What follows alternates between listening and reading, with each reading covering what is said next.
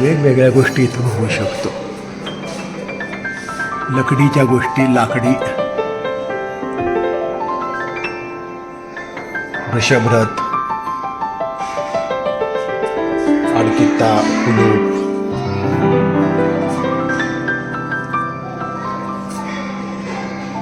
चुन्याच्या डब्या, जोडे, मातीची भांडी, वेगवेगळी भांडी, सुंदर डबे, आभूषण, तलवार, बर्छी, पुरातन गोष्टी मिळालेल्या इथं नीट ठेवलेल्या आहेत. रत्न, मानके, पुरातन भांडी आणि इथं ज्या मूर्ती मिळालेल्या आहेत,